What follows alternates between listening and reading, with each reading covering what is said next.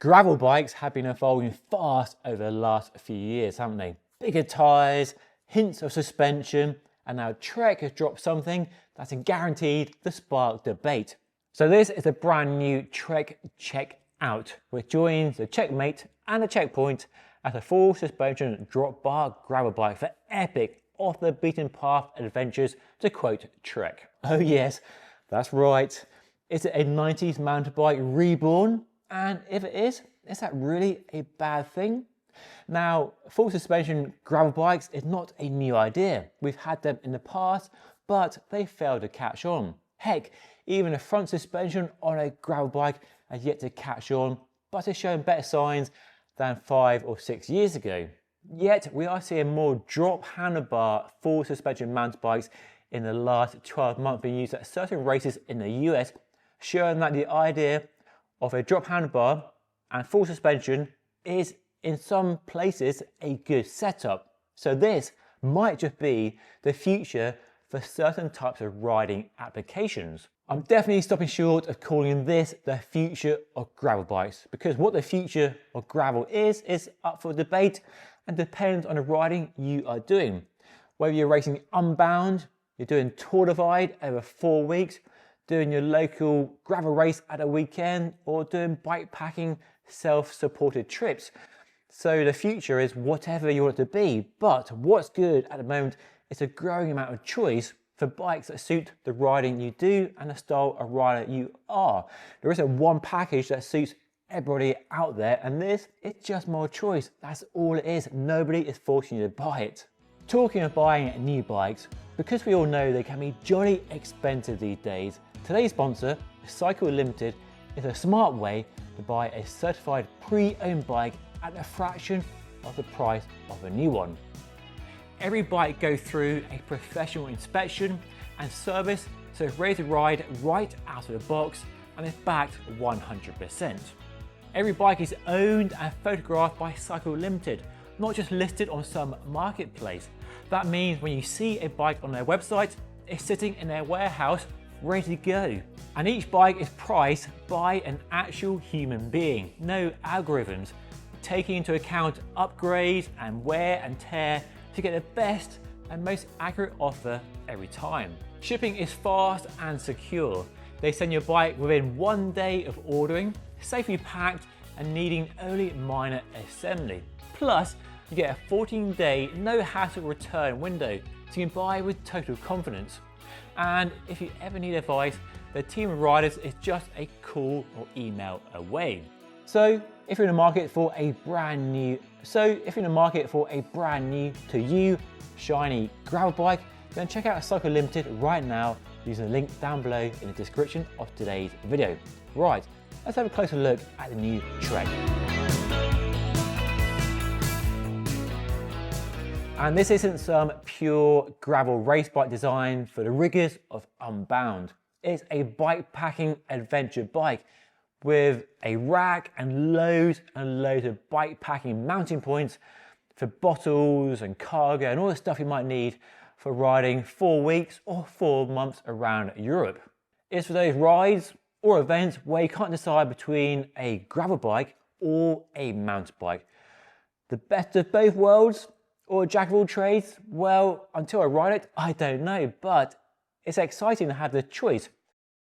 On first glance, and I was guilty of it too, I thought it was just a repurposed Trek XE mountain bike, but look closer and it isn't.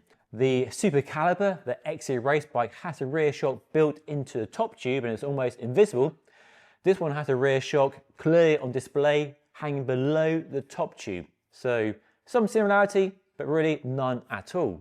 It is though a linkage driven rear shock, delivering a cute 55mm of rear wheel travel, matched up front with a RockShot Rudy XL fork, a brand new fork, a longer version of the old fork that came out 5 years ago, with travel now up to 60mm.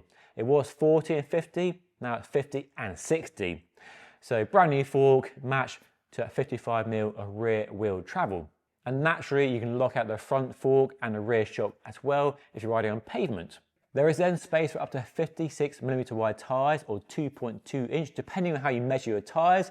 There's a brand new drop handlebar with extreme flare to give you more increased control in the drop to make it effectively wider, like a mountain bike flat handlebar. And geometry is really interesting because it's been developed for the bike to split the difference between their gravel bikes and their mountain bikes, with a longer reach designed around a short stem and a much higher stack than the gravel and mountain bikes, designed to put the rider in a more upright and more comfort focused position. So definitely not a head down, super aggressive aero gravel race bike, but definitely puts the rider in an upright position, perfect for long days in the saddle over many days, many weeks and many months. The perfect ultra distance bikepacking bike perhaps. And being a bike designed for bikepacking and multi-day adventures, there is loads of versatility built into it. There's a total of 18 mounts across the bike.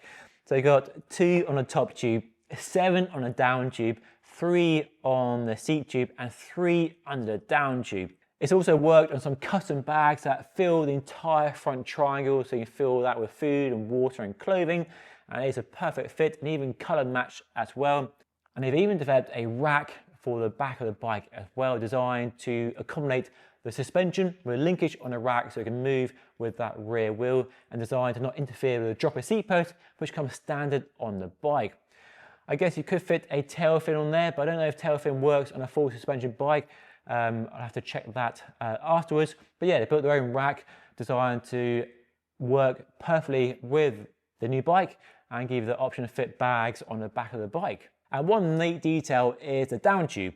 They've got this multi-point adjustability for fitting different bottles and extra cages on a down tube, and it can even accommodate external routing in this groove, like a gear groove on a down tube. And external routing would be perfect for doing a multi-day adventure. You're riding across Europe or across America for 3-4 weeks or months. Having that external routing could be a bonus for easy sort of maintenance out in the middle of nowhere. I guess a big question with the bike is why suspension? And that's a good question. Well, they've done loads of testing, they've shared loads of data on why suspension is better, and suspension is faster off-road, gives you more control and you ride more comfort and less fatigue.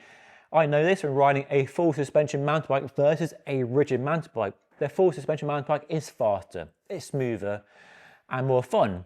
And the same as all vehicles that drive off-road, all rally cars, all cars and motorbikes have suspension.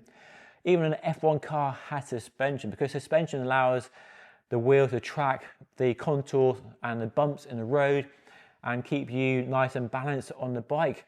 But with suspension comes extra weight and extra complexity. And there isn't much detail in the press release around the extra weight of the bike compared to a regular Checkpoint.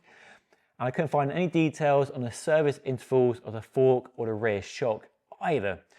But I know for riding mountain bikes that service intervals, like real world service intervals on shocks and forks, are pretty lengthy. So I wouldn't be too worried, but I would be slightly worried about buying a bike as an early adopter and not have that real world testing feedback that people buying bikes do provide out in the field, compared to lab testing, which is all very well, but doesn't replicate real world testing in all conditions around the world. So that could be a concern, I guess. And I guess the other question is, why wouldn't you just buy a mountain bike and fit a drop handlebar? And that's a really good question. I don't know the answer to it. With a mountain bike, you get more suspension, 100 to 120 millimeters, which is better potentially than 55 and 60. So if you are going to have suspension, are you better off with 100 or 120? And with modern suspension bikes, the damping and the pedal platform and the lockout options are fantastic. So they can pedal very well when you're on smooth tracks or on the road and not bob around and lose you energy and time and speed. So that would be my main concern over choosing this over the Super Caliber and fitting a drop handlebar.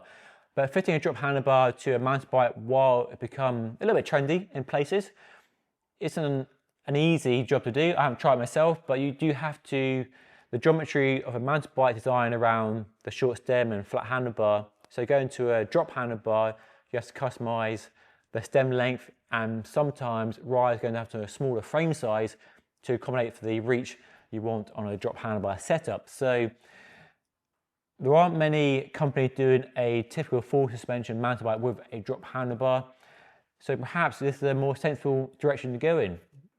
For gravel, you only need a bit of suspension, in my experience, and while 40 or 50 mil travel doesn't sound like much on a suspension fork, but in my experience, it's enough to give a smoother ride and reduce fatigue and tiredness and just make riding over rough terrain a bit more pleasant. And a suspension fork does work better, in my experience and my opinion, than a suspension stem. So yeah, really interesting to see what Trek has done here, and I can't wait to read your reaction in the comment section to this bike. I imagine there'll be plenty of outrage, but I imagine some people more open-minded to new ideas might see the attraction of such a bike, the benefits of such a bike for the riding they do, especially if you're not racing, you are doing long distance, you're doing your bike packing trips over days and weeks, and you value comfort. And as a person who recently survived and suffered through an ultra distant bike packing race, the thought of some suspension on that course does fill me with a bit of excitement around doing it again with suspension. So yeah, so that is a new Trek CheckOut. Are you out or in? Let me know by dropping a comment down below. And if you want to see some of the other gravel bike contenders on the market right now, make sure to watch the video right up here.